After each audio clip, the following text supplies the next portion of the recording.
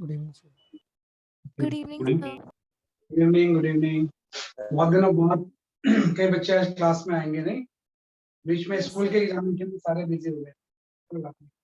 देखो हमने जो school during the school examination आपके ना क्लास पे यहाँ पे चल ही रही थी, है ना, कुछ ना कुछ थ्योरी भी हो रही थी, तो उसमें हमने रोटेशनल मैकेनिक्स कंप्लीट किया है ना। रोटेशनल मैकेनिक्स मेरी तरफ से कंप्लीट हो चुका है, बस एक दिन क्वेश्चन की प्रैक्टिस बची हो, थर्सडे के दिन हम करेंगे।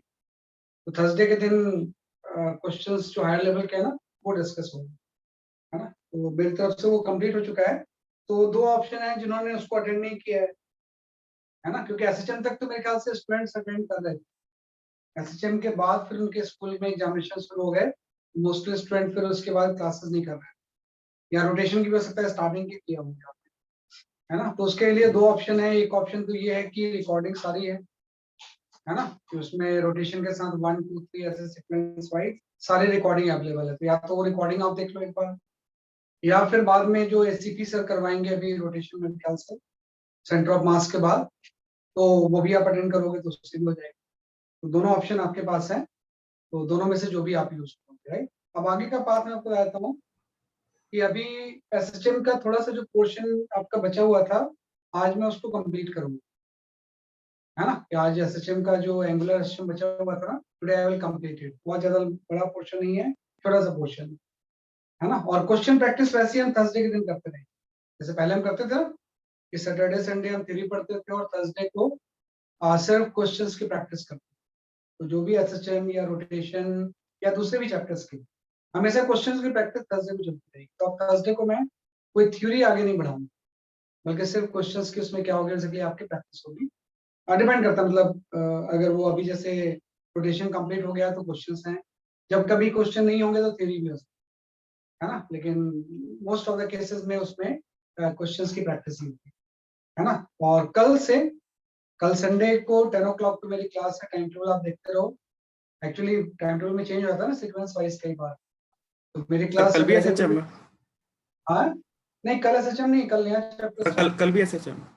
कल नया चैप्टर है ना। तो आज तो आपका एसएचएम होगा, आज कंप्लीट हो जाएगा। और आज जैसे मेरी क्लास 6 PM पे होती है, तो कल 10 AM पे सबसे पहली वाली क्लास है ना। तो वो फिर वो कई बार कंफ्यूजन हो जाती है। तो कल हम मैकेनिकल वेव, कल क्या करेंगे? मैकेनिकल वेव ओके है ना, 11th का लास्ट टॉपिक। 11th का सबसे लास्ट टॉपिक जो होता है that is your mechanical wave या वेव मैकेनिक्स, उसको हम वो पढ़ेंगे, क्योंकि एसएचएम से ही लिंक्ड है ना। एसएचएम जैसा ही वो भी एक चैप्टर होता है, तो उसको भी सीक्वेंस वाइज पढ़ लेना ज्यादा अच्छा होता है ना। और अब ऐसा बात है कि 11th में थोड़ा बहुत प्लस माइनस रहते ही है स्टूडेंट्स का, आपके साथ ही नहीं। जब फिजिकल क्लास भी बच्चे करते थे तब भी कुछ ना कुछ रहती थी, तो फिर बाद में वो रिवाइज भी करते। एक बार 12th जैसे 11th कंप्लीट हो गया, स्टार्ट द 12th, है ना। बस आपने अपने स्कूल में 12th स्टार्टिंग की डेट मुझे अपडेट कर, मैंने लास्ट क्लास में बोला था कि आप अपने स्कूल का नाम और आपके स्कूल में 12th का सिलेबस कब से स्टार्ट करने वाले या स्टार्ट कर चुके हैं, है ना, वो मुझे एक बार थोड़ा सा पर्सनल व्हाट्सएप करना, क्योंकि ये वाली चैट तो नॉर्मली डिसअपीयर हो जाती है कुछ देर बाद। तो जो पर्सनल व्हाट्सएप पे आप मुझे भेज दोगे ना, तो मैं उसको थोड़ा सा उसके अकॉर्डिंग देखूँ कि कैसे कैसे आपको करवाना है ना। तो अभी तो 11th कंप्लीट होगा, 11th कंप्लीशन हो ही जाएगा, अभी अब लास्ट चैप्टर कल स्टार्ट करेंगे हम, तो ऑलमोस्ट 11th का हम कंप्लीट कर लेंगे, then will start the 12th, है ना। तो ये आपके प्रोफाइल रहे, है ना। तो आप सब लोग थोड़ा, कब तक खत्म हो जाती है? 12th तो बहुत जल्दी खत्म होती है, अक्टूबर month of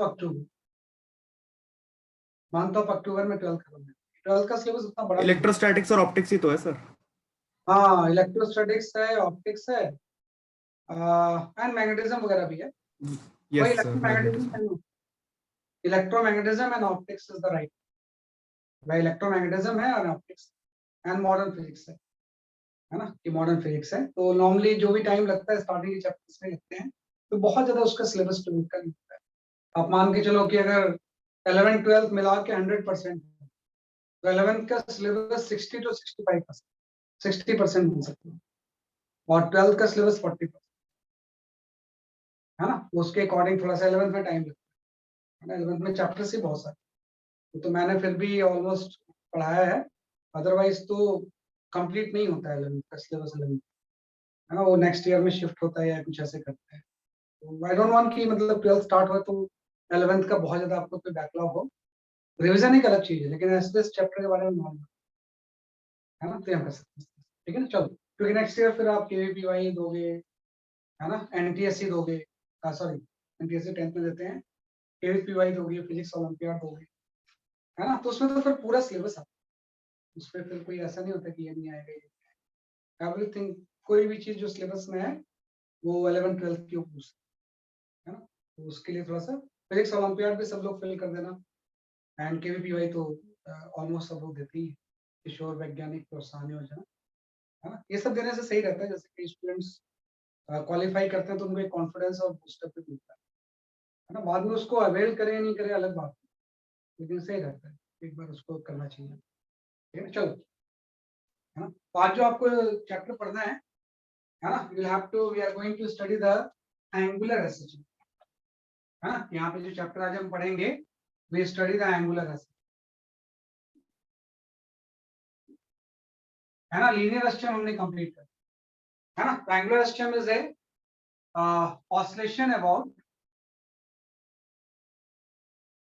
oscillation about an axis,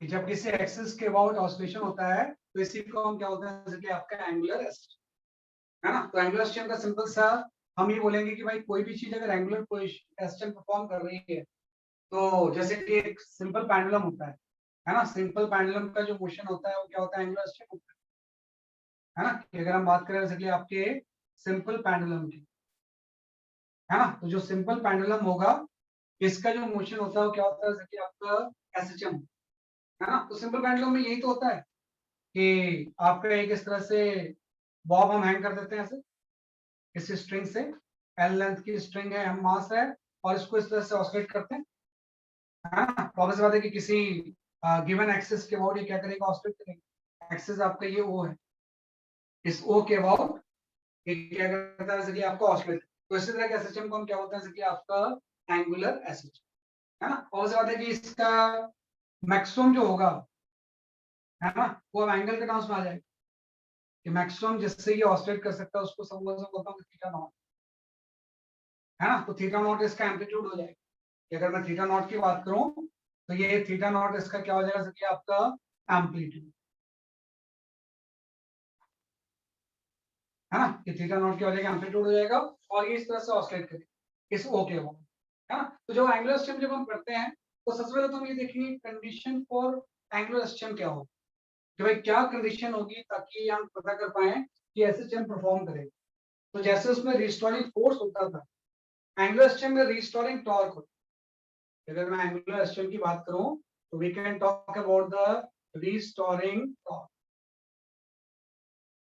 है ना, कि भाई जो रिस्टोरिंग टॉर्क है ना, वो डायरेक्टली प्रोपोर्शनल टू होना चाहिए एंगुलर डिस्प्लेसमेंट, जैसे उसमें रिस्टोरिंग फोर्स एक्स के डायरेक्शन होता था, रिस्टोरिंग टॉर्क क्या हो जाएगा, थीटा एंगुलर डिस्प्लेसमेंट, है ना, तो ये मेन कंडीशन कि भाई किसी भी स्टैंड में, कि जैसे ये तो एम्पलीट्यूड है, अगर किसी स्टैंड में ये बॉब यहाँ पे है, तो अगर इसका एंगुलर डिस्प्लेसमेंट इस स्टैंड में थीटा है, तो जो इसमें जो भी रिस्टोरिंग टॉर्क होगा वो थीटा के क्या होना चाहिए, डायरेक्टली प्रोपोर्शनल, तभी ये मोशन कैसा होगा, जैसे कि आपका एंगुलर स्ट्रीम, ऑब्वियस बात है, जब हम यहाँ से प्रोपोर्शनल साइन हटाएंगे तो यहाँ पे आप एक कांस्टेंट लगा दो, है ना, कि जब प्रोपोर्शनल साइन, सॉरी माइनस भी लगा दो, माइनस का मतलब उसके अपोजिट होता है, कि अगर टॉर्क क्लॉकवाइज है, एंगुलर डिस्प्लेसमेंट अगर क्लॉकवाइज, टॉर्क एंटी क्लॉकवाइज हो, तो यहाँ से रिस्टोरिंग टॉर्क की वैल्यू जो आ जाएगी वो माइनस के थीटा आ जाएगी, है ना, और अब से बात है कि ये रिस्टोरिंग टॉर्क के ऊपर आ गया तो हम यहाँ से एंगुलर एक्सलेशन निकाल सकते हैं,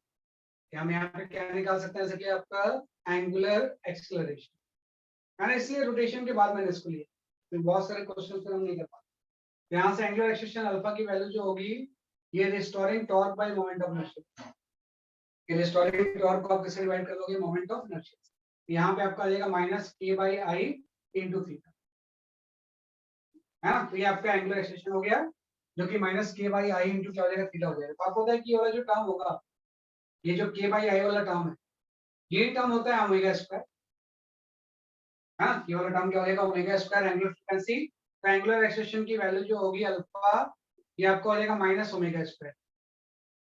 ये आपका वैसे सेम चीज आ गई कि जैसे ये कंडीशन हो गई, उसके बाद आपने एंगुलर एक्सेलेरेशन निकाल लिया तो इससे ओमेगा आ जाएगा। एक बार अगर ओमेगा आ गया तो इससे हम क्या निकाल सकते हैं, जैसे कि आपका टाइम पीरियड है ना, कि टाइम पीरियड की वैल्यू क्या हो जाएगी 2π/, यहाँ इसकी फ्रीक्वेंसी निकाल सकते हैं, दैट इज 1 टाइम पीरियड या ओमेगा वैल्यू।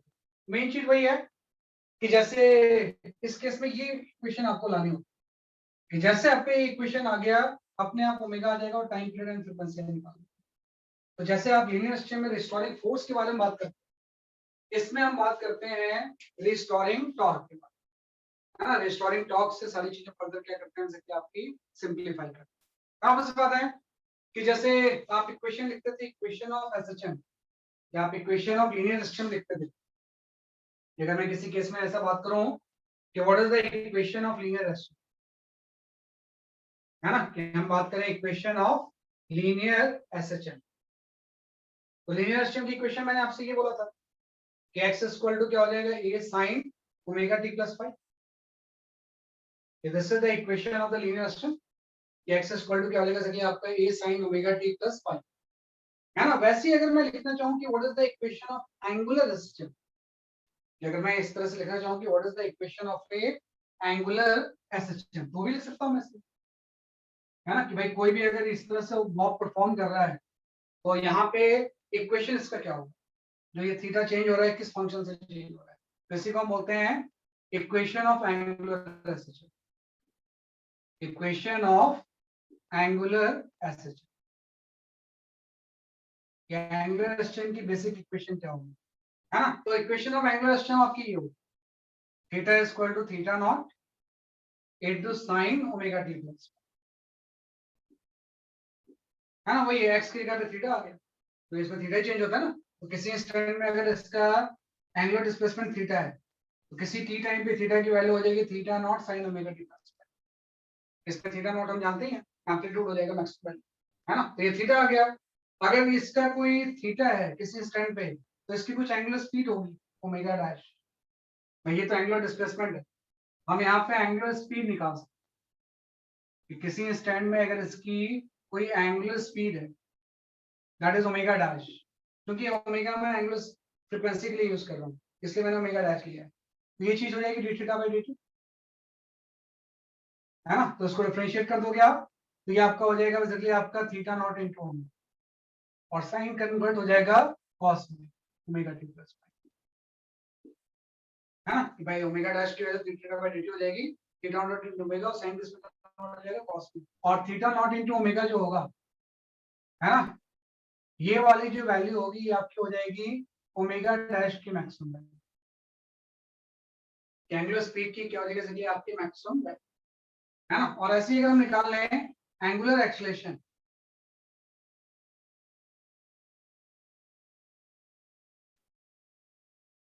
एंगुलर एक्सेलेरेशन तो फिर से डिफरेंशिएट कर दो आप, ये आपको हो जाएगा D omega dash by D, तो यहाँ से फिर से डिफरेंशिएट करेंगे तो माइनस आ जाएगा और theta nought into omega square और ये फिर से कन्वर्ट हो जाएगा sign omega t plus five. तो आपको पता है ये अगर एंगुलर एक्सेलेरेशन है तो ये वाला टर्म अल्फा की मैक्सिमम वैल्यू है, इस पूरी जर्नी में अल्फा की मैक्सिमम वैल्यू, जैसे आपने एक्स की मैक्सिमम वैल्यू ये लेते थे वैसे थीटा की मैक्सिमम वैल्यू थीटा नॉट है ना, थीटा ओमेगा डैश की maximum value theta naught omega है और अल्फा की मैक्सिमम वैल्यू कितनी है जैसे आपकी omega square into theta, same वही टर्म, बस लीनियर की जगह पे क्या आ गया जैसे आपका एंगुलर एक्सेलेरेशन, उसको लिख लो इस तरह से। तो ये एंगुलर एक्सेलेरेशन की बेसिक टर्मिनोलॉजी होना चाहिए।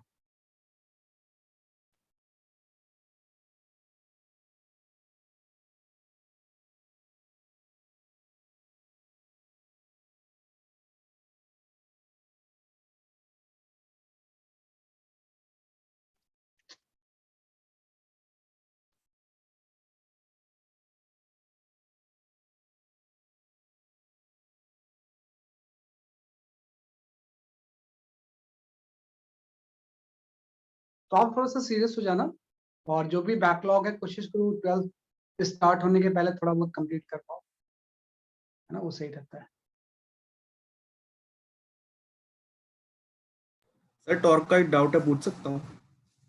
टॉर्क का डाउट भेज देना बेटा, बता देना, ग्रुप में सेंड ठीक है कर सर। देना। I will explain. ठीक है सर। बिल्कुल ग्रुप में एक्सप्लेन कर दोगे तो मैं एक्सप्लेन, अभी मैं या एक फिर चीज सर से क्लास के एंड में पूछ लूंगा आपसे। हाँ अभी कर सकते हो। Okay sir.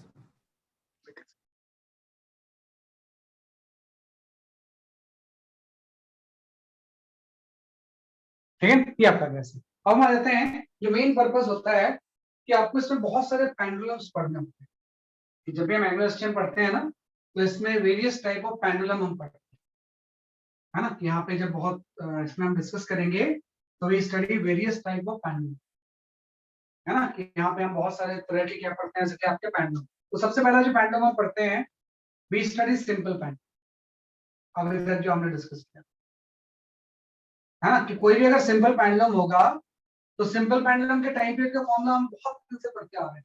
सिंपल पेंडुलम जो होगा, सिंपल का मतलब है is the simplest form of pendulum, है ना। तो जो सिंपल पेंडुलम के टाइम पीरियड का जो फॉर्मूला होता है ना, वो आपका ये होता है 2 pi under root of L by, है ना, this is the formula for simple pendulum. लेकिन इसको डिराइव कैसे किया वो आपको थोड़ा ध्यान रखना कि भाई कैसे आप डिराइव करोगे, कि भाई कोई भी अगर सिंपल पेंडुलम है तो इसके टाइम पीरियड की वैल्यू यही होगी, है ना, कि हाउ टू डिराइव। ये सिंपल पेंडुलम है और ये इस तरह से ऑसिलेट कर रहा है ना। तो अब इसके बाद इसका डेरिवेशन कैसे, तो उसमें वही है कि आप इसको थोड़ा सा डिस्प्लेस कर दो, इस ओ के about, O is the axis, तो हम जैसे डिस्प्लेस करेंगे ये यहाँ पे आ जाएगा, और इसका एंगुलर डिस्प्लेसमेंट अगर थीटा होगी और ये लेंथ अगर एल है, तो सबसे पहले हम कोशिश करेंगे कि what is the restoring torque. सबसे पहले हम निकालने की कोशिश करेंगे कि इस केस में रिस्टोरिंग टॉर्क क्या है, what is the restoring torque, भाई कौन से टॉर्क की वजह से वापस आ। तो आप देखो इसमें फोर्स कौन कौन से लग रहे हैं, वेट, और एक दूसरा आपको लग रहा है टेंशन। तो अगर मैं ओ के अबाउट टॉर्क निकालूं, तो टेंशन टी की वजह से टॉर्क कितना है, वैसे आपका जीरो, सिर्फ वेट की वजह से टॉर्क हो, है ना। तो जब हम यहाँ पे रिस्टोरिंग टॉर्क निकालेंगे, तो रिस्टोरिंग टॉर्क की जो वैल्यू आ जाएगी, वो अगर फोर्स इंटू परपेंडिकुलर डिस्टेंस हो, तो ये वाला डिस्टेंस आपकी एल साइन थीटा हो, है ना। तो रिस्टोरिंग टॉर्क की वैल्यू आपकी हो जाएगी minus M G into L sine. तो फोर्स इंटू परपेंडिकुलर डिस्टेंस से क्या होता है, टॉर्क होता है। इसी टॉर्क की वजह से स्विंग करके अगर उधर जा रहा है तो फिर वापस आए, है ना, इसलिए हम रिस्टोरिंग बोलते हैं, क्योंकि वापस लाते हैं, इसलिए नेगेटिव साइन। लेकिन आप देखो कि रिस्टोरिंग टॉर्क की इस इक्वेशन के according restoring torque is not directly proportional to the minus.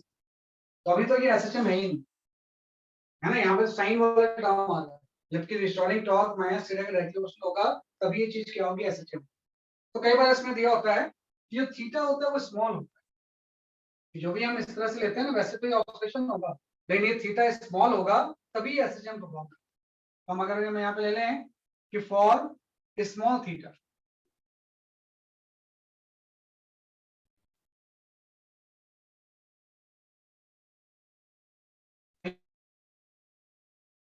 यहाँ पे थीटा भी अच्छा ले लें, है ना, कि कम एम्पलीट्यूड थीटा। थीटा, अगर स्मॉल थीटा के लिए साइन थीटा की वैल्यू क्या हो जाएगी, थीटा, तब ये एसएचएम होगा। अब रिस्टोरिंग टॉर्क जो होगा ये इक्वल हो जाएगा माइनस mgl इनटू थीटा। अब सही है कि भाई ये चीज तो कांस्टेंट है, तो restoring torque is directly equal to theta, मतलब एसएचएम की कंडीशन फुलफिल। फिर उसके बाद हम अल्फा निकाल लेंगे। रिस्टोरिंग टॉर्क को हम किससे डिवाइड कर देंगे, मोमेंट ऑफ इनर्शिया से, और मोमेंट ऑफ इनर्शिया एक बॉब का इस ओ के अबाउट, इसको तो ऐसे पार्टिकल ही मान लोगे आप, बहुत छोटा होता है, इस ओ के अबाउट एम एल स्क्वायर। हम यहाँ पे रिस्टोरिंग टॉर्क की वैल्यू पुट कर देंगे माइनस एम जी एल, है ना, और आई की वैल्यू पुट कर देंगे एम एल इंटू, और देखो एम एम कैंसिल, एल की पावर कैंसिल, अल्फा की value minus G by L, है ना। और इसको फिर कंपेयर कर देंगे, रिस्टोरिंग टॉर्क के बाद कंपेयर तो करते हैं, हम इसको कंपेयर करेंगे तो ये वाला जो टर्म होगा ये ओमेगा स्क्वायर हो जाएगा। तो इस एंगुलर सिस्टम की जो एंगुलर फ्रीक्वेंसी होगी ओमेगा, इसकी वैल्यू जो होगी वो under root of G by L, omega की वैल्यू कितनी हो जाएगी, under root of G by, और एक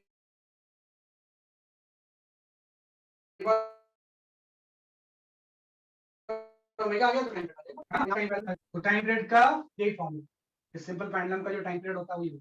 है ना, क्योंकि एसटीएम ये तभी परफॉर्म करेगा जब थीटा स्मॉल है ना, और थीटा जब स्मॉल होगा तो इस तरह से हम निकालेंगे तो उसका टाइम पीरियड हो जाएगा, मतलब यहाँ से जब यूज करेंगे तो इतने टाइम के बाद ये सेम पोजीशन, ये इसका क्या होता है इसके आपका टाइम पीरियड है ना। तो ये आपका मोमेंट ऑफ इनर्शिया क्या लिया है इसमें? ml स्क्वायर, भाई किसी पार्टिकल की मोमेंट ऑफ इनर्शिया वो पॉइंट के हो है ना, तो ml स्क्वायर है, तो उसमें ml स्क्वायर सर वो एल साइन थीटा कैसे हुआ?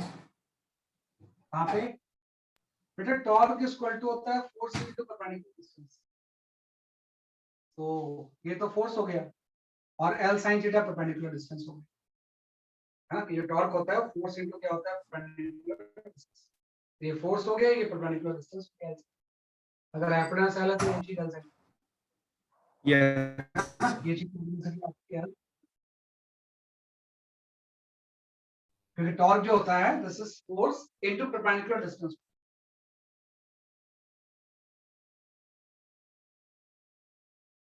हाँ कि फोर्स आ गया ऐसे डिवाइड कर दिया, ये इसका टाइम, तो ये होता है सिंपल पेंडुलम का टाइम पीरियड। लेकिन कभी कभी आप ध्यान रखना कि जी की जगह पे आप जी इफेक्टिव यूज करते हैं, हाँ, और जी इफेक्टिव हम कहाँ यूज करते हैं आपको देखिए, भाई जी की जगह पे जी इफेक्टिव हम यूज करते हैं अगर कोई एक्सेलरेटिंग फ्रेम है ना, तो भाई सिंपल सा हम बोलेंगे कि for accelerated frame, for accelerated frame, अगर कोई एक्सेलरेटेड फ्रेम तो उस केस में टाइम पीरियड का जो फॉर्मूला लिखोगे सिंपल पेंडुलम का, वो 2 pi under root of L by G effective, ये है ना, जी इफेक्टिव यूज करना है, जी की जगह पे क्या यूज करना है, जी इफेक्टिव, जी इफेक्टिव का मतलब हम जानते हैं, जैसे मैंने बोला ये कोई लिफ्ट है ना, और इसमें कोई इस तरह से बॉब हैंग है और लिफ्ट किसी एक स्टेशन से ऊपर है ना,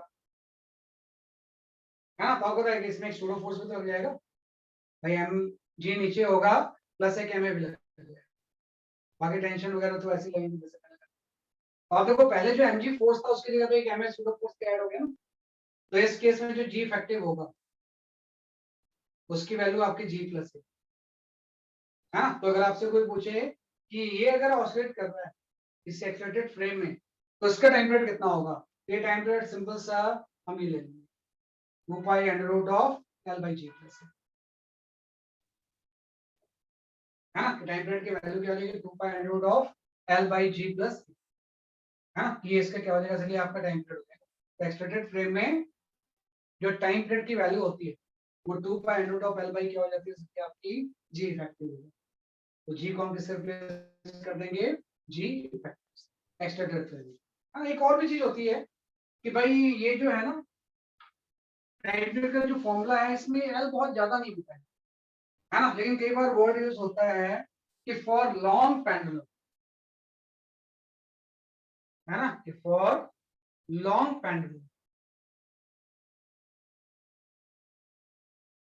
है ना, कि भाई पेंडुलम बहुत लंबा कोई है, इतना लंबा है कि जो लेंथ है वो रेडियस ऑफ द अर्थ के कंपेयर में, एक हाइपोथेटिकल सिचुएशन है ना, वैसे नॉर्मल केस में तो ये बहुत छोटा छोटा ही होता है सिंपल पेंडुलम, लेकिन हम ऐसा लेते हैं कि एल अगर कंपेरेबल है रेडियस ऑफ द अर्थ, इसमें R is the earth radius, तो उस केस में सिंपल पेंडुलम के जो टाइम पीरियड का फॉर्मूला होता है वो थोड़ा सा मॉडिफाई करते हैं, और है ना, कि सिंपल पेंडुलम का अगर टाइम पीरियड का फॉर्मूला हम ले लें तो यहाँ पे थोड़ा सा लॉन्ग पेंडुलम के लिए वो डिराइव करके आता है, आपके मॉड्यूल में उसका डेरिवेशन दिया हुआ है कि अगर कोई लॉन्ग पेंडुलम होगा ऐसा केस होगा तो उसका टाइम पीरियड क्या होगा, वो डेरिवेशन एक बार आप देख लेना, तो उसमें टाइम पीरियड का फॉर्मूला आपका ये होगा 2 pi under root of 1 by G into 1 by L plus 1 by L, ये आपका, हाँ, ये थोड़ा सा स्पेशल केस कि नॉर्मल तो सिंपल पेंडुलम का टाइम पीरियड का फॉर्मूला ये है, लेकिन किसी किसी केस में जी की जगह पे जी इफेक्टिव आ जाएगा अगर एक्सेलरेटेड फ्रेम होगा, और अगर कोई लॉन्ग पेंडुलम होगा तो टाइम पीरियड में ये चीज आ जाएगी जी इंटू 1 बाई एल प्लस क्या हो जाएगा 1 बाई आर, है ना, किसी का ये स्पेशल केस है, अगर मैं बोलूं कि कोई पेंडुलम ऐसा है जिसमें कि L is very very less than R, तो लेंथ हो सकता है 1 मीटर 2 मीटर हो और रेडियस ऑफ द अर्थ तो 6400 किलोमीटर हो, आप देखो कि अगर ये केस में इसमें अप्लाई करूं तो यहाँ पे 1 बाई आर वाला टर्म तो नेगलेक्ट हो जाएगा, अगर एल बहुत छोटा है तो 1/l बहुत लार्ज होगा as compare to the 1/r। 1/r neglect कर दो, तो जैसे हम नेग्लेक्ट करेंगे सेम वही फॉर्मूला आ जाएगा, 2 √of L/g आ जाएगा। है ना, ध्यान रखना कि अगर ये वाला केस है तो फिर आपको ये फॉर्मूला यूज नहीं करना, बल्कि ये वाला यूज, है ना। लेकिन नॉर्मल केस में जो होता है वो ये वाला होता है, जो पेंडुलम की लेंथ होती है बहुत लार्ज नहीं होती, तो अगर वो बहुत छोटी है तो फिर वही इस फॉर्मूला आप यूज कर लो, 2 √L/g। तो ये इसके दो वेरिएशन है, पहला वेरिएशन आपका ये हो गया एंड सेकंड वेरिएशन इसको आपको थोड़ा ध्यान देना है। लिख लो।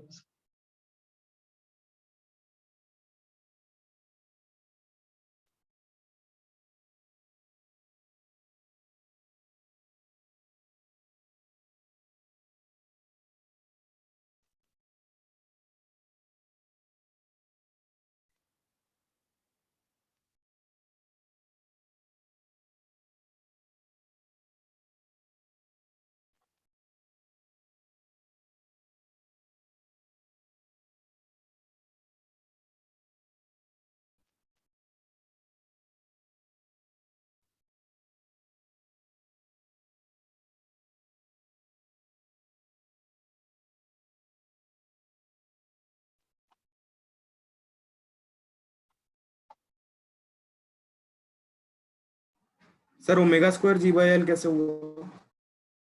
ये बेटा वो तो पहले अगर आपने सिस्टम नहीं पढ़ाया ना फिर तो मुश्किल हो जाएगी आपको।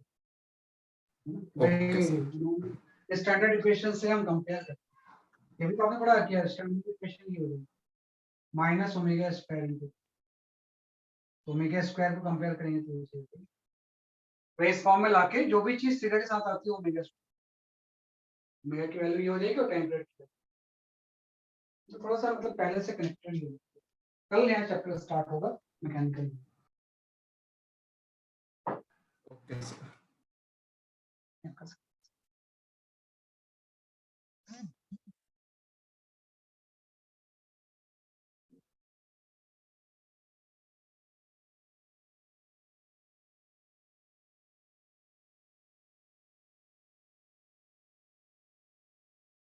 तो ये तो आपका था सिंपल पेंडुलम, है ना। अब जो नेक्स्ट पेंडुलम इसमें पढ़ते हैं वी स्टडी फिजिकल पेंडुलम। ये तो सिंपल पेंडुलम था, इसके बाद थोड़ा सा फिजिकल पेंडुलम हम नेक्स्ट पेंडुलम होता है, या उसी को हम कंपाउंड पेंडुलम बोलते हैं। कॉन्सेप्ट सबका सेम है, बस वही है कि ये सिंपल है। जो नेक्स्ट सर उसमें पावर आ जाएगी। हाँ वही चीज, उसी में कॉम्प्लिकेशन है। तो हम यहाँ पे जो नेक्स्ट चीज हम पढ़ते हैं we study physical pendulum. Physical pendulum, है ना, ये इसी को हम बोलते हैं कंपाउंड पेंडुलम।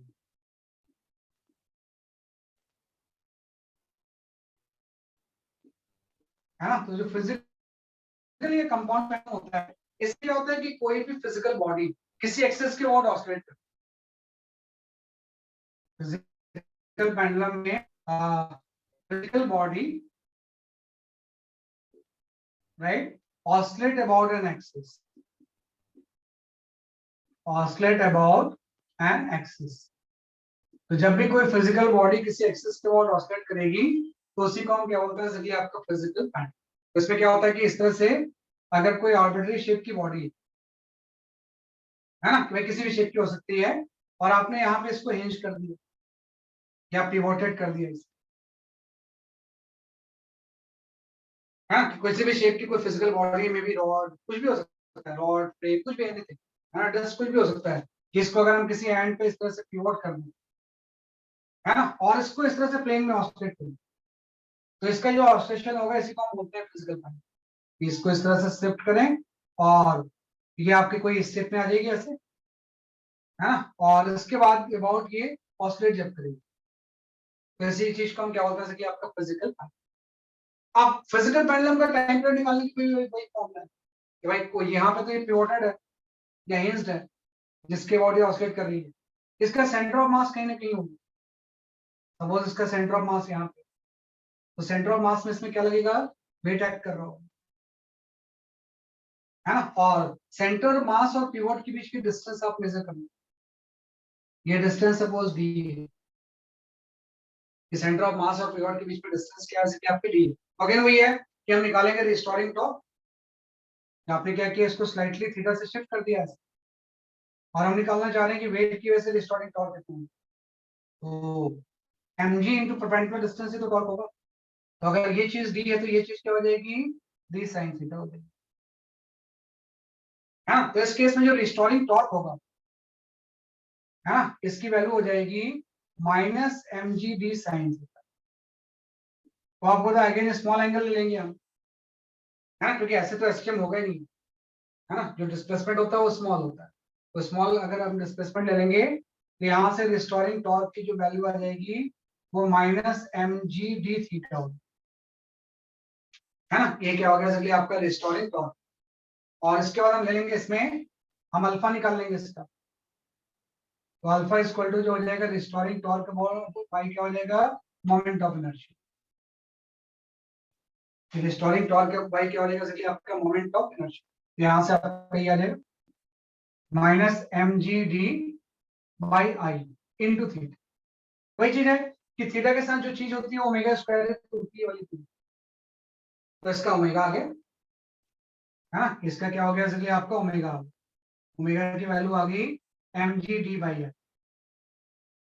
है ना। और एक बार ओमेगा आ गया तो टाइम पीरियड आ जाएगा। कोई भी अगर फिजिकल या कंपाउंड पेंडुलम है तो उसका जो टाइम पीरियड होगा वो आपका हो जाएगा 2 pi under root of I by M G. अब इसमें थोड़ा ध्यान रखना आपने, डी क्या है ना, D is the distance between the pivot and centre of mass. D क्या है इसमें, distance between pivot and centre of mass.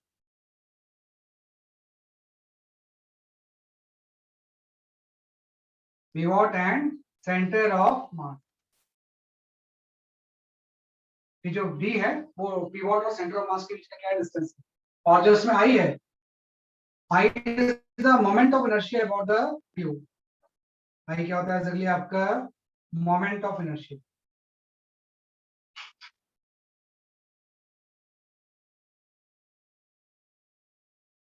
About pivot, pivot के अबाउट आई क्या है एक्चुअली आपका मोमेंट ऑफ इनर्शिया। जहां पे आपने पिवट किया है उसके अबाउट मोमेंट ऑफ इनर्शिया इसका ही है। तो कोई भी फिजिकल बॉडी, जैसे मैंने तो किसी भी शेप की बॉडी ले ली है, कोई रेगुलर शेप भी हो सकता है। लाइक अगर मैं ऐसा ले लूं कि यहाँ पे आपका कोई रॉड है ना, कि भाई इस तरह से अगर मैं ले लूं, इस तरह से फिजिकल पेंडुलम तो कुछ भी हो सकता है ना। तो तीन केस हम लेते हैं यहाँ पे। सबसे पहले हम एक ले लेते हैं रॉड, है ना, कि इस तरह से आपका कोई रॉड है और इसके एंड पे हम इस तरह से पिवट और ये ऑसिलेट कर लिया, तो इसका टाइम पीरियड कितना हो, अगर इसका एल लेंथ है तो what is the value of the time. तो हम वही फॉर्मूला यूज करेंगे। टाइम पीरियड का फॉर्मूला होता है फिजिकल पेंडुलम के 2 pi under root of I by M, है ना। तो इसमें वैल्यूज पुट कर दो, 2 पाई आई जो होगा इसका मोमेंट ऑफ इनर्शिया रॉड के एंड के अबाउट होता है M square by M G D. D जो होगा सेंटर ऑफ मास, तो उसका सेंटर पे ही होगा, इससे पिवट की डिस्टेंस, है ना। तो एंड पे आपने पिवट किया, बीच में भी कहीं कर सकते हो, इस केस में एल बाई टी, यहाँ पे एल बाई टी होगी। तो जो टाइम पीरियड की वैल्यू आ जाएगी वो 2 pi under root of 12 by 3 G है ना। कि अगर एक रॉड इस तरह से ऑसिलेट कर रहा है सिंपल पेंडुलम की बजाय, है ना, तो उसका जो टाइम पीरियड होगा वो 2 pi under root of 12 by 3। तो कोई भी चीज हो सकती है। लाइक मैंने पहले रॉड लिया, सेकंड केस में मैं ऐसा डिस्क ले सकता हूँ, यहाँ पे कोई डिस्क ऑसिलेट कर, इस तरह से कोई डिस्क है और ये इस पिवट के अबाउट ऐसे ऑसिलेट कर रहा है, तो इसका टाइम पीरियड कितना होगा।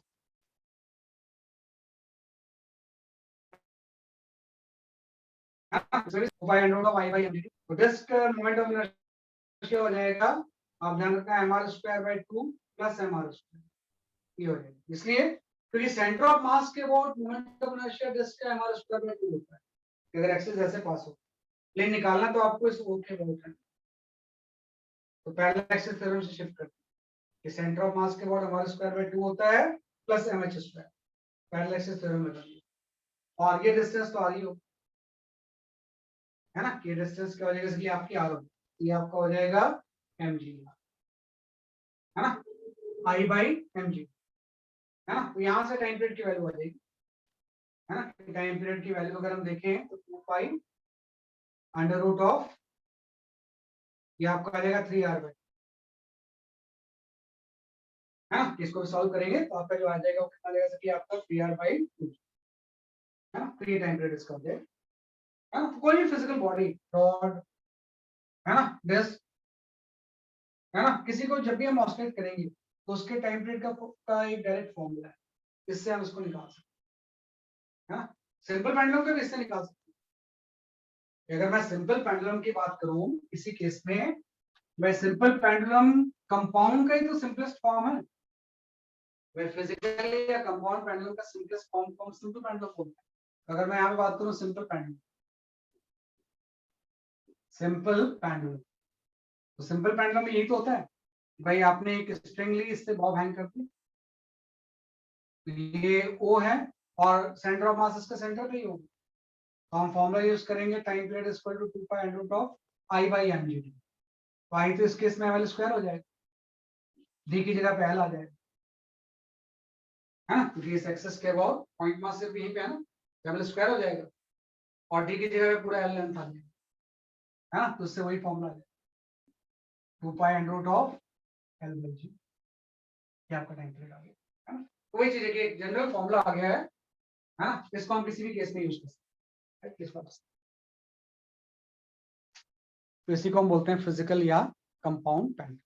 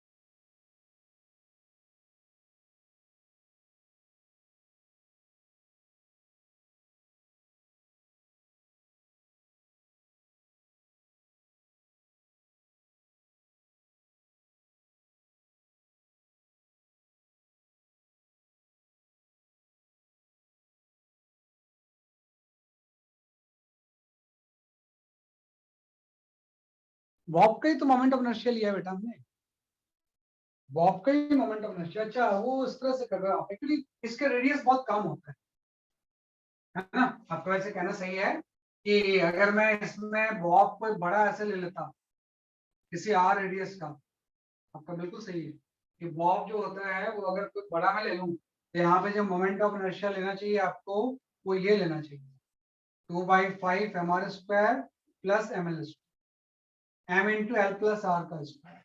आप समझ गए कि भाई सेंटर ऑफ मास से एक्सिस पास होगी ऐसे, उसका तो 2/5 हमारा स्क्वायर होता है, इसको फिर ओ पे शिफ्ट करेंगे तो एल प्लस आर डिस्टेंस हो जाएगी ना वाली, ये डिस्टेंस जो हो जाएगी वो क्या आ जाएगी एल प्लस आर। लेकिन नॉर्मल केस में जो आर होता है ना, बॉब का मतलब बहुत छोटा होता है, मतलब R is very very less than L, मतलब ये वाला टर्म भी नेग्लेक्ट हो जाता है और यहाँ पे वाला टर्म नेग्लेक्ट हो जाता है। तो आई की वैल्यू अगर ऐसी हो जाए तो इसको हम लिख सकते हैं जैसे कि आपका ml स्क्वायर। हाँ, जेन्युइन क्वेश्चन है आपका। वैसे तो जैसे हम उसमें निकाल रहे थे इसमें भी निकालना चाहिए, लेकिन चूंकि बॉब की रेडियस बहुत कम एज ए पॉइंट मास भी करता है, तो यहाँ पे अगर हम ये कंडीशन अप्लाई करें तो आई की वैल्यू उसको हम पुट करते हैं, है ना, सही बोल रहा हूं।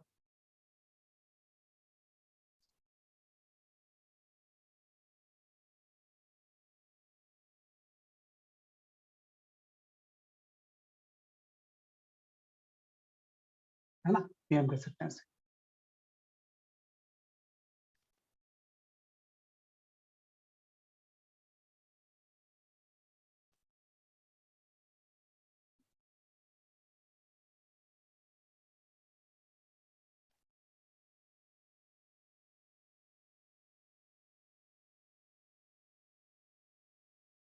है ना, तो ये आपका हो गया कंपाउंड या फिजिकल पेंडुलम। एक और पेंडुलम होता है जो कि बहुत ज्यादा पॉपुलर है लेकिन फिर भी उसको जानना चाहिए, that is your torsional pendulum, है ना। जो थर्ड पेंडुलम होता है we call it as a torsional pendulum,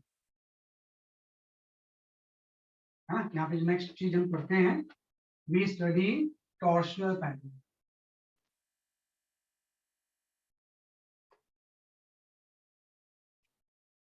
हाँ, यहाँ पे जो चीज हम पढ़ते हैं, we study the torsional pendulum.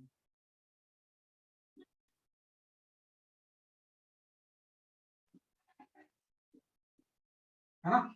तो जो टॉर्शनल पेंडुलम है इसको हम इस तरह से डिफाइन करेंगे, torsional pendulum,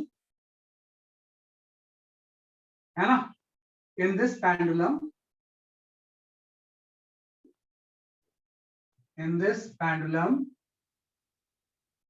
right, restoring torque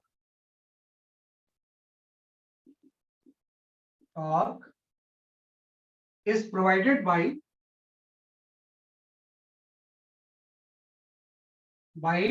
twisting of wire,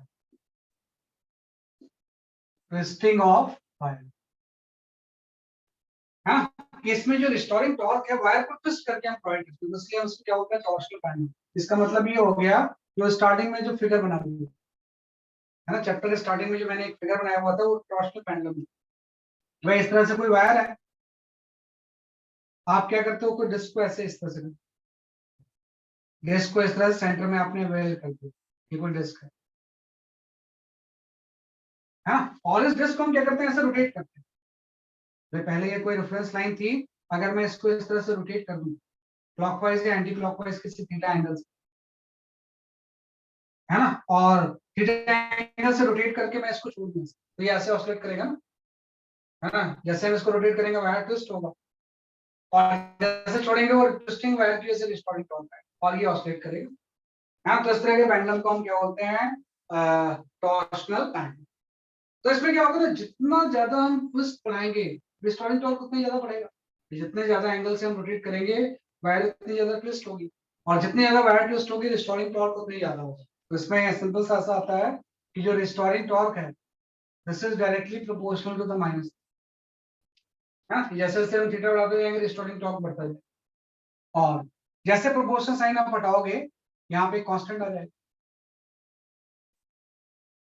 है ना। ये जो के कांस्टेंट होता है इधर का, इसको हम बोलते हैं torsional constant, torsional constant of wire, है ना। ये वायर की प्रॉपर्टी होती है, एल्युमिनियम का वायर है तो उसका टॉर्शनल कांस्टेंट कुछ अलग होगा, स्टील का वायर है तो कुछ अलग होगा। जैसे यंग्स मॉडुलस प्रॉपर्टी होती है वायर की, वैसे उसकी ट्विस्टिंग कितनी होगी वो वायर की मटेरियल के ऊपर डिपेंड। तो टॉर्शनल कांस्टेंट ऑफ वायर लिखते हैं, अलग अलग वायर की टॉर्शनल कांस्टेंट क्या होगी लिखते हैं। एक बार ये चीज आ गई तो हम यहाँ से अल्फा निकाल देंगे, तो अल्फा की वैल्यू हो जाएगी restoring torque upon moment of inertia, यहाँ पर हो जाएगा माइनस के बाई आई इंटू, है ना। और ये जो चीज होगी ये चीज हो जाएगी ओमेगा स्क्वायर, यहाँ से टाइम पीरियड की वैल्यू हो जाएगी, टाइम पीरियड की वैल्यू जो आ जाएगी वो 2 pi under root of I by K हो जाएगी,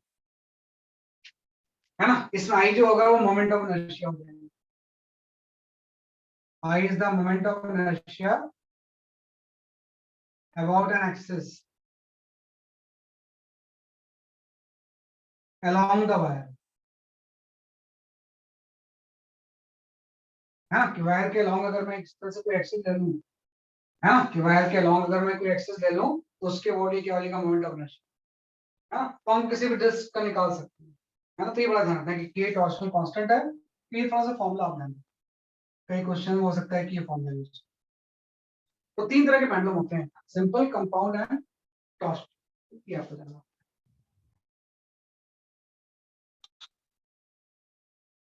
सर इसमें जो SHM होगा वो जहाँ से स्ट्रिंग बनी हुई है वहां से नहीं होगा?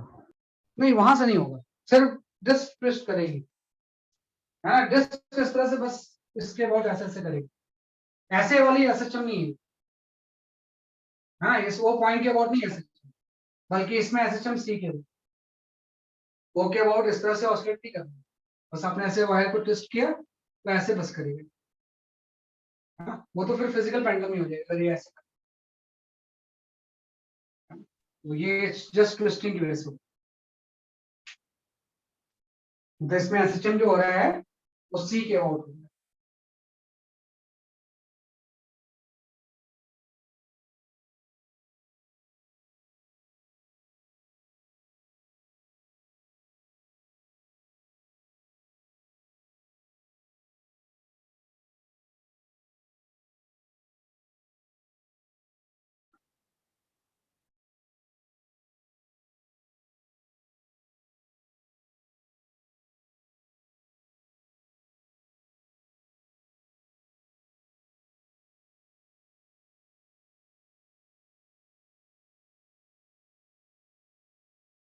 ठीक है, ये हम कर सकते हैं।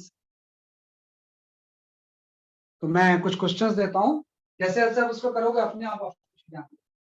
तो पहले मैं कुछ सिंपल मतलब हैंडल्स के ऊपर दूंगा, बाद में एक जनरल असेंबली क्वेश्चंस दूंगा, है ना। तो एज ए थ्योरी हम आपको ये जानना है।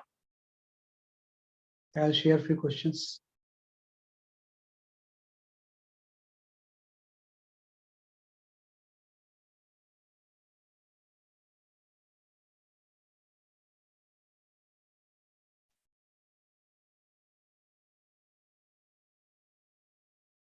Okay, you can go for this question.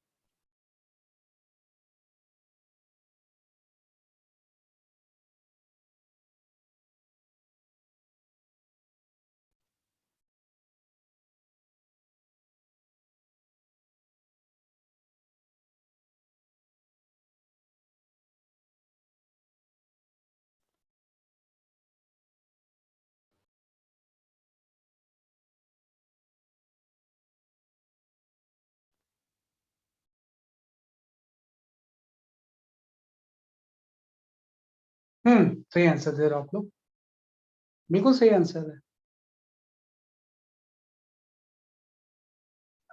Piyush, Bhavya, एकाग्र, निहाल, है ना, सुहाना, रमेश, सबका आंसर सही है आपका।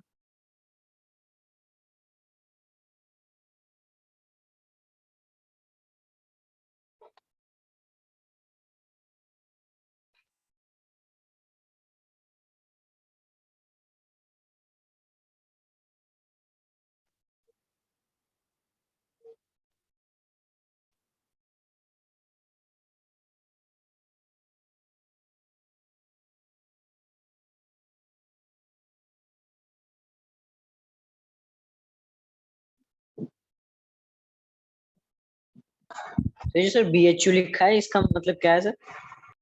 ये पहले एक ना बनारस हिंदू यूनिवर्सिटी का अलग से टेस्ट होता था, आपको आईआईटी बन चुका है, तो बहुत पुराना कोई क्वेश्चन है ये। बीएचयू का ना अलग से टेस्ट होता था पहले, अब तो एडवांस के थ्रू ही होता है। तो पहले से लिखा हुआ है। यथार्थ सही आंसर है आपका, निहाल सही है ना, एंड कार्तिकेय त्यागी सही है, रचित कुमार सही है, बिल्कुल सही है।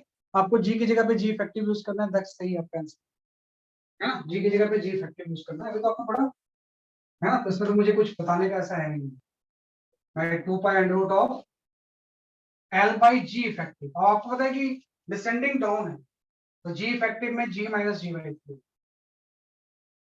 अगर डाउनवर्ड जाएगा तो सूडो फोर्स ऊपर आएगा, तो जी इफेक्टिव में जी माइनस 3, तो यहाँ से आपका ये आंसर आ जाएगा 2 पाई अंडर रूट ऑफ ये मीन्स ए ऑप्शन है ना, कि ऑप्शन ए क्या होगा वैसे कि आपका सही है।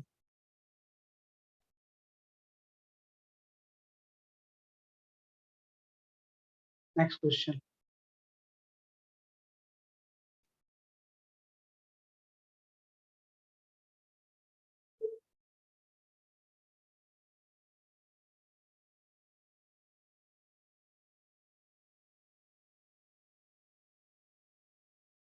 ओके, नेक्स्ट हम करते हैं, you can go for this question.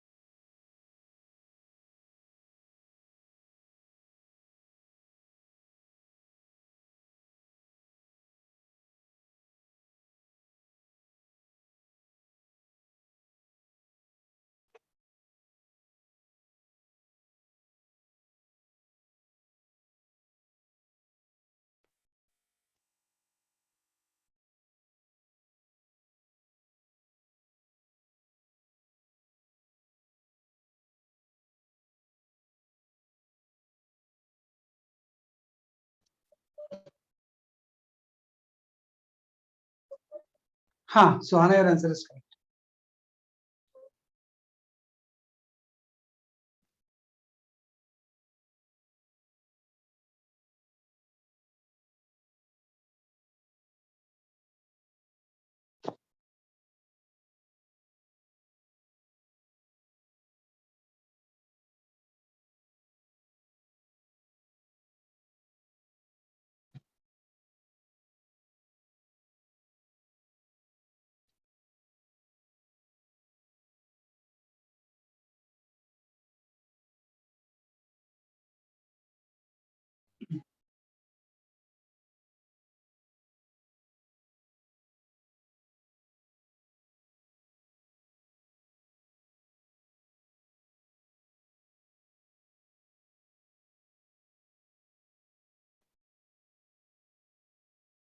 हाँ, पीयूष झा, एकाग्र Jain, your answer is correct.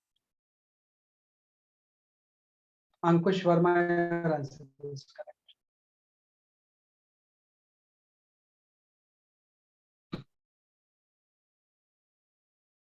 यथार्थ, योर आंसर इज करेक्ट.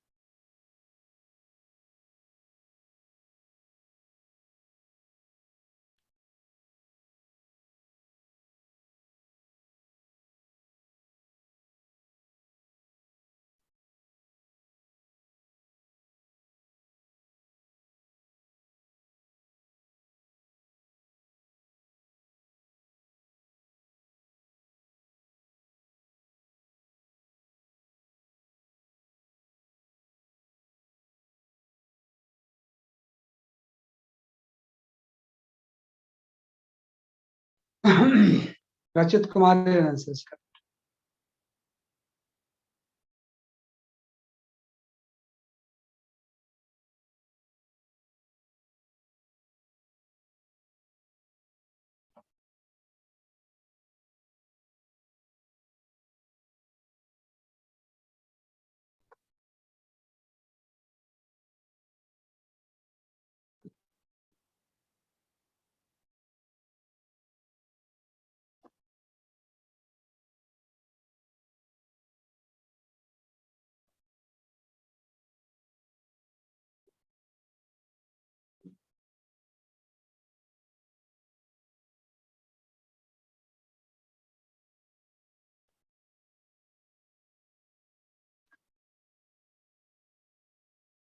हाँ, हर्षित पाल, योर आंसर इज करेक्ट. बिल्कुल सही, काफी लोगों के सही आंसर आ रहे हैं. बड़ा पॉपुलर क्वेश्चन है ना. देखो इसमें क्या होता है, भाई जी इफेक्टिव का ही कंसेप्ट. भाई इस तरह से कोई इंक्लाइन प्लेन है थीटा एंगल पे, और इसमें कोई फ्रिक्शनलेस प्लेन पे इस तरह से कोई वैगन स्लाइड कर रहा है. हाँ, तो इसमें अगर कोई इस तरह से पेंडुलम है, अगर ये ऑसिलेट कर रहा है तो उसका टेंपरेचर है ना. तो आपको फ्रिक्शनलेस प्लेन में कोई भी चीज जब स्लाइड करती है तो उसका एक्सेलरेशन जो होता है वो जी साइन थीटा है ना. तो अगर जी इफेक्टिव हम निकालें, एक जी तो यहाँ लग गया वर्टिकली डाउन, अब इसके अपोजिट एक सूडो फोर्स लग जाएगा, वो एक्सप्रेशन आपका हो जाएगा जी साइन, है ना. और ये वाला एंगल भी थीटा है. तो आप देखो जो जी इफेक्टिव होगा इन दोनों का रिजल्टेंट ही तो होगा.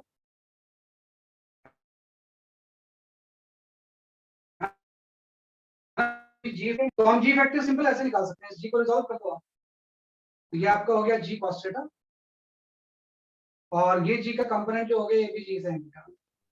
तो जी का ये वाले कंपोनेंट तो कैंसिल हो गए, तो एक ही जी इफेक्टिव जी कॉस थीटा तो बच गया. तो इस केस में जो जी इफेक्टिव होगा दैट विल बी द जी. आप वेक्टर फॉर्मूला यूज करके भी निकालोगे जी, और इसका रिजल्टेंट तो ये है. लेकिन ये अच्छा है भाई, अगर ये जी से नीचे जा रहा है तो सूडो फोर्स वाला एक्सप्रेशन तो इस तरफ हो जाएगा जी साइन थीटा, और वैसे जी वर्टिकली डाउन को लगते ही है, तो जी कॉस जी साइन, तो जी साइन वाला टर्म कैंसिल हो गया, तो जी कॉस थीटा तो बच गया. तो जी कॉस थीटा इसमें क्या हो जाएगा जी इफेक्टिव. तो इसका जो टाइम पीरियड होगा ये आपका हो जाएगा 2 pi under root of L by G cos theta, है ना. तो time period is equal to L क्या हो जाएगी 2 pi under root of L by G cos theta, है ना. तो इसके according A option was the right, है ना. ए ऑप्शन जो था वो सही.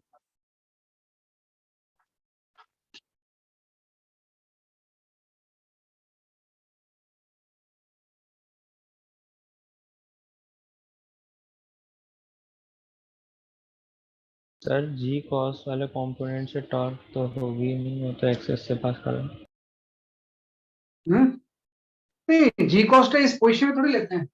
जब हम इसको डिस्प्लेस करेंगे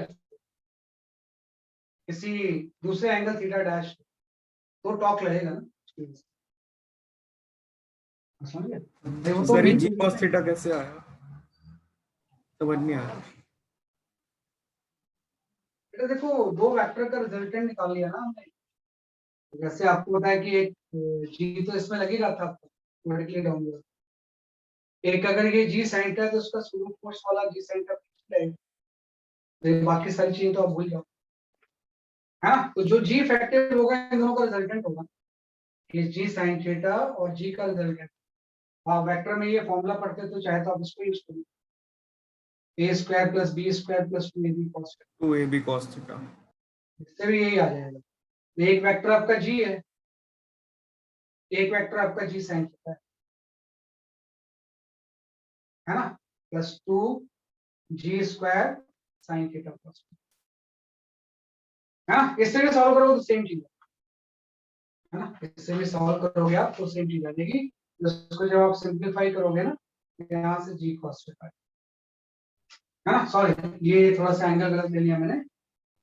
ये जो दोनों वेक्टर है इसके बीच में जो एंगल होगा ये वाला होगा यहाँ पे।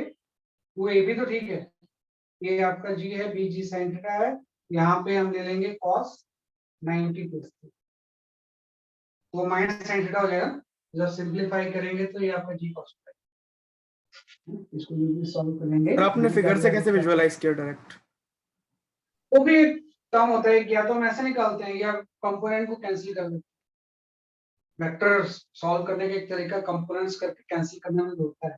आपने बोला अगर ये जी है, ये वाला कंपोनेंट आपका जी cos थीटा हो जाएगा और ये इसका कंपोनेंट जो हो जाएगा वो जी sin थीटा। ये कंपोनेंट और ये कंपोनेंट कैंसिल हो गए, सिर्फ एक ही चीज तो बचेगी, तो जो बचेगा वही जी यस फैक्टर। सर। फैक्टर सम निकालने के दो तरीके होते हैं, या तो हम ये फॉर्मूला लें या रिजॉल्व करके कैंसिल करके निकालें। जैसा हम ग्रेविटेशन में निकालते हैं जी फैक्टर जी cos उसको यस सर। दोनों तरीके कर सकते हैं। चलो नेक्स्ट करते हैं।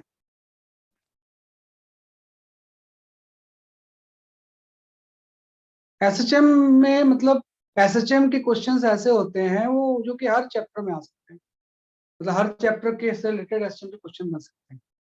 फ्लूइड से लेके इलेक्ट्रोमैग्नेटिज्म कुछ भी में एसएचएम हो सकता है ना। नेचर ऑफ फोर्स बस चेंज होता रहेगा। ये आपने कर लिया।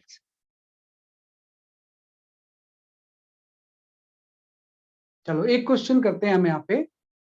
वो थोड़ा सा डिफरेंट क्वेश्चन है, उससे बेसिक से सॉल्व करना है आपने। Just try to solve this.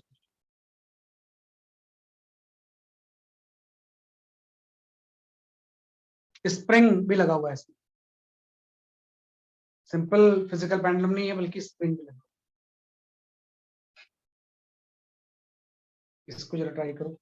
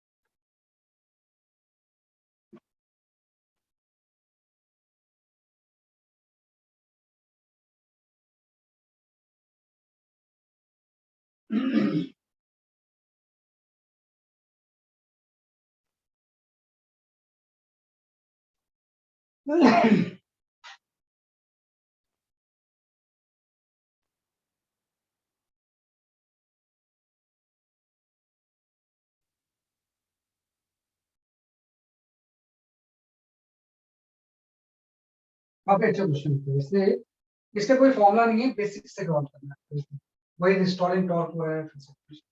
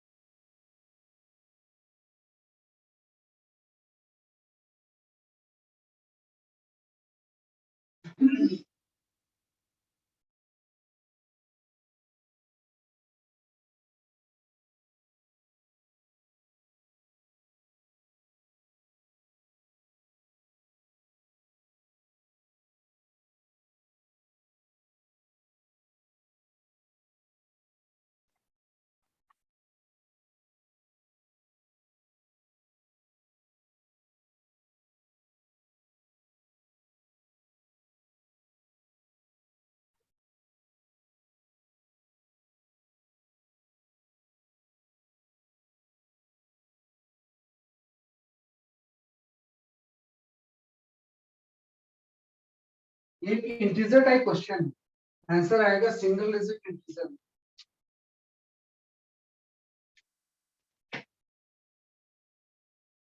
थोड़ा सा कंसेप्चुअल है तो बताऊंगा, ट्राई करिए नेक्स्ट।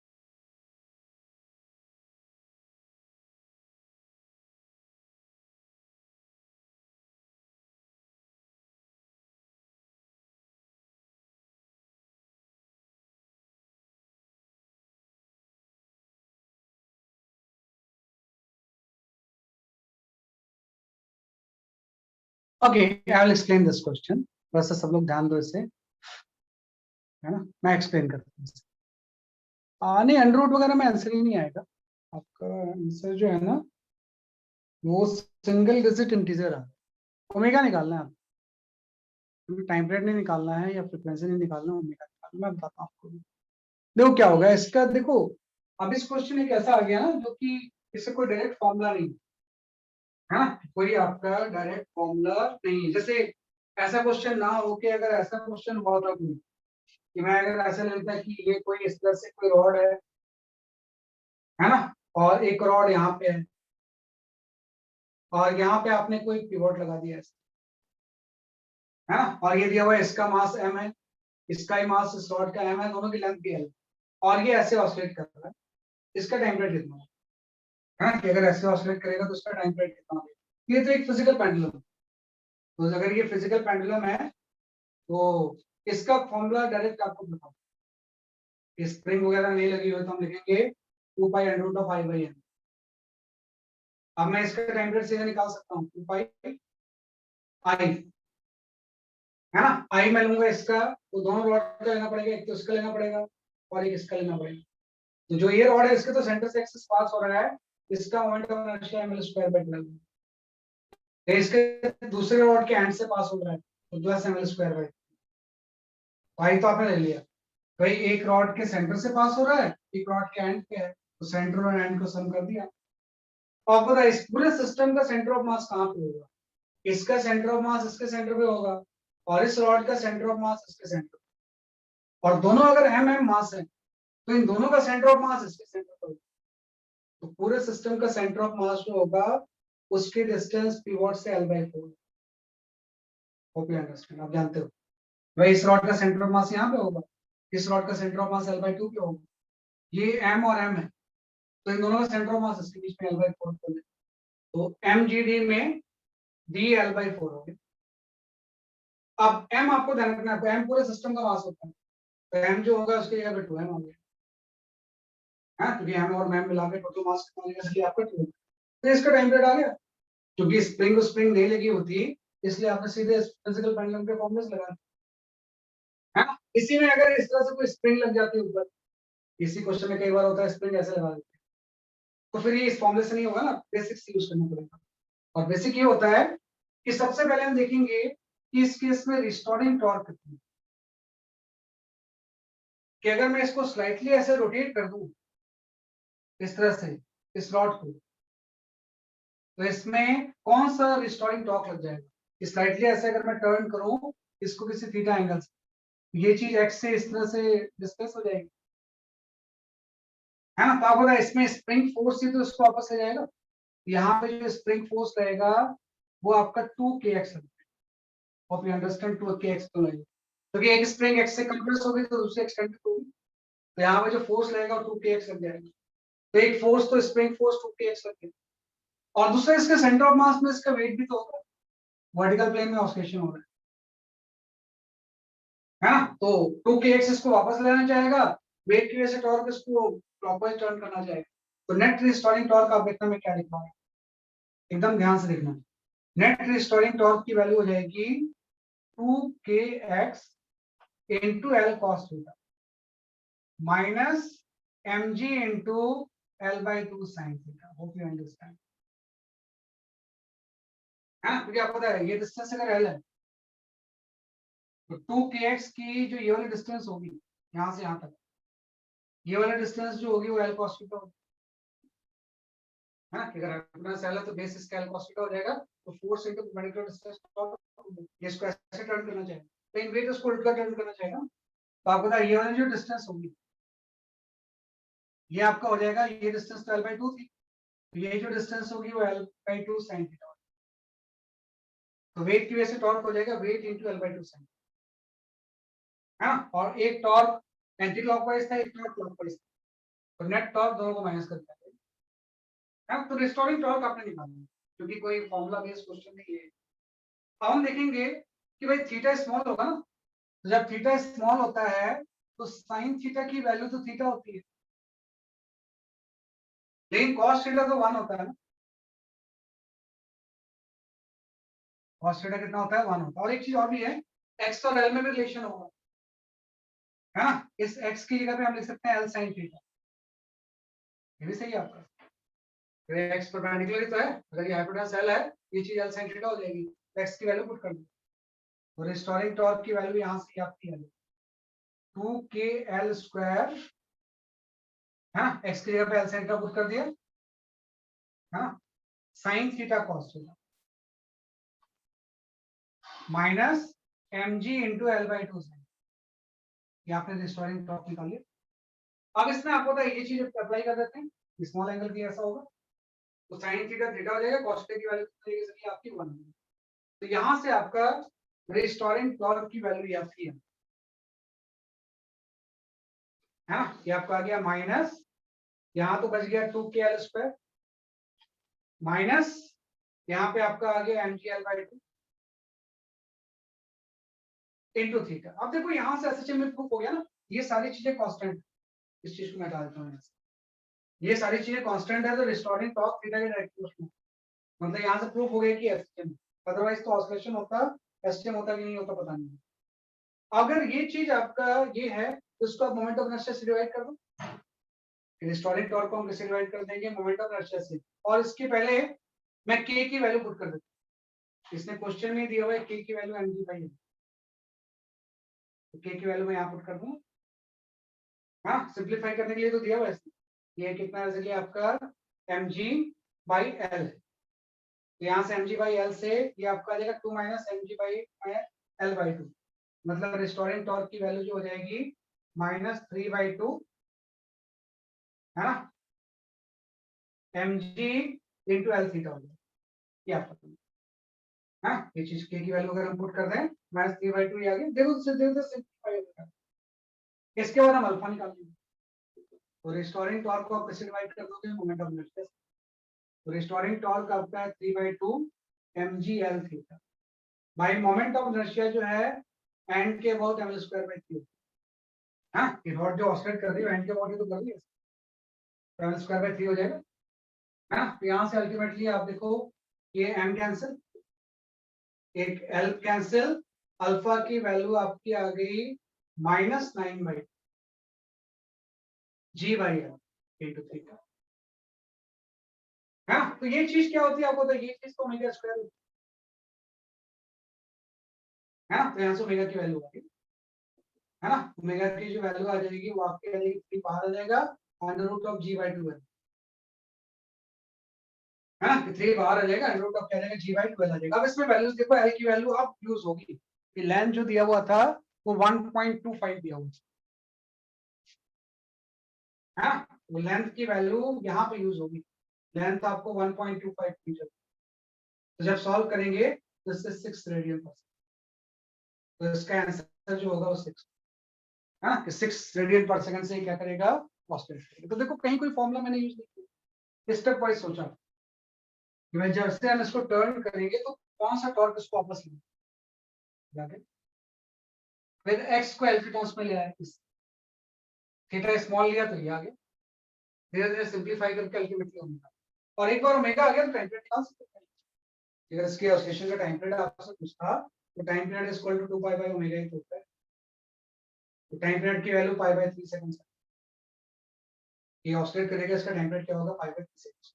एक तो ऐसे क्वेश्चंस आपको करने हैं, है ना, ये आंसर सॉल्व करेंगे।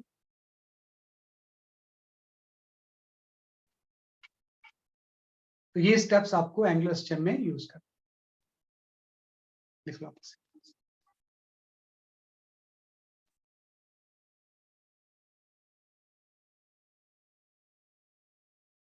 अभी मैं एसएचएम की प्रैक्टिस करवाऊंगा एक दिन आपको, मतलब कमिंग थर्सडे को तो रोटेशन की होगी, उसके अगले थर्सडे प्रेसिडेंट की प्रैक्टिस, तो आपको एक से एक क्वेश्चंस मिलेंगे।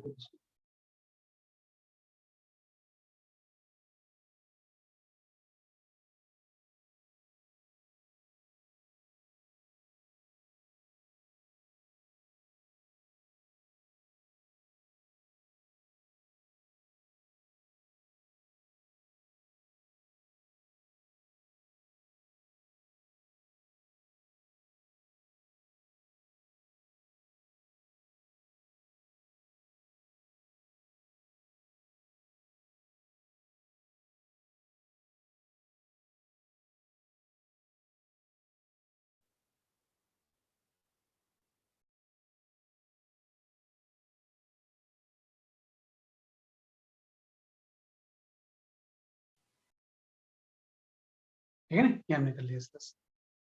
चलो एक लास्ट क्वेश्चन दे रहा हूँ, उसको एक्सक्यूज मी सर, बताओ। सर इस क्वेश्चन में जो स्प्रिंग कांस्टेंट है mg/l और ये जो रॉड की लेंथ है ये l, ये दोनों l सेम है? क्योंकि क्वेश्चन में तो हाँ ऐसा मेंशन नहीं है। नहीं नहीं, दोनों दोनों सेम। ये एल और कोई चीज है ही नहीं ना क्वेश्चन में, तो लेंथ कुछ और दिया, दोनों चीजें सेम। एल 1.25 रॉड की लेंथ के टर्म्स में ही किया गया, जस्ट सिंपलीफाई करने के लिए है ना, तभी तो सिंपलीफाई होकर सारी चीजें आके 6 आ गई इंटीजर, अदरवाइज तो कोई एक्सप्रेशन आ जाता ना इनसे। चलो वन लास्ट क्वेश्चन।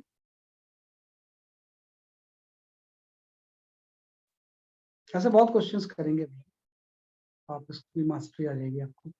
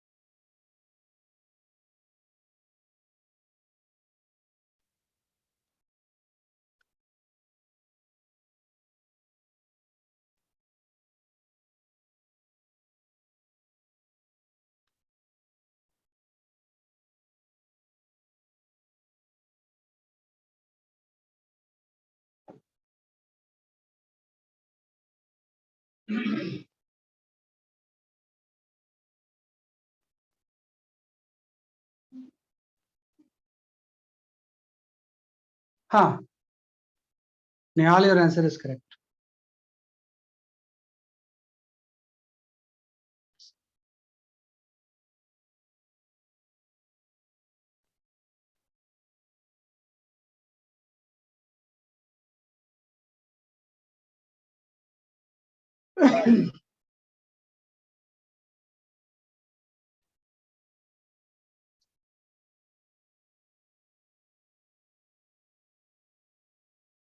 हाँ भव्य, आपका आंसर सही है।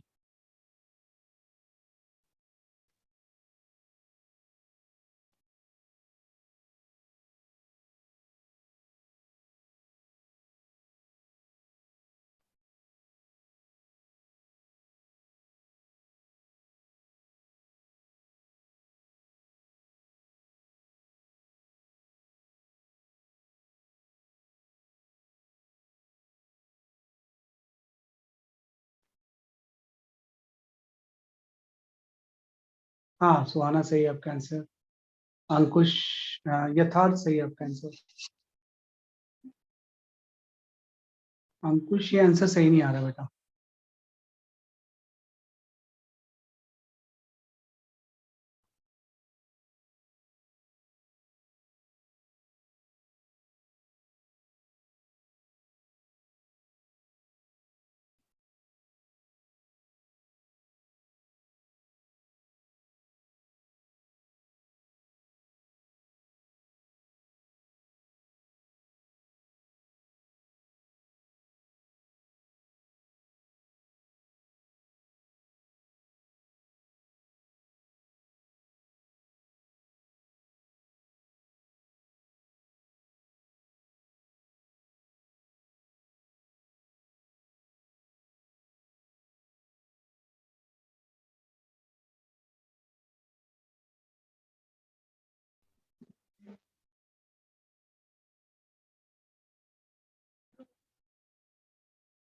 ठीक है, काफी लोगों के सही आंसर आ गए हैं।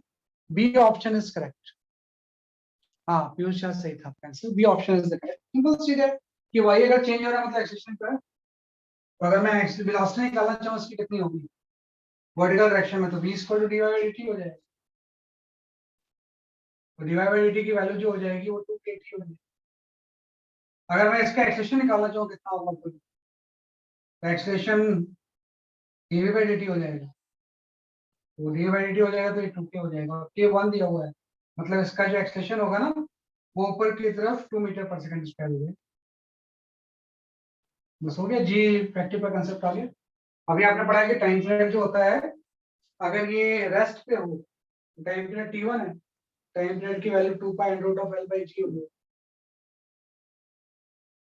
है ना। और जब ये मूव करेगा टाइम पीरियड की value 2 pi under root of ऊपर जा रहा है तो g में a ऐड हो जाएगा, l by g plus a हो जाएगा।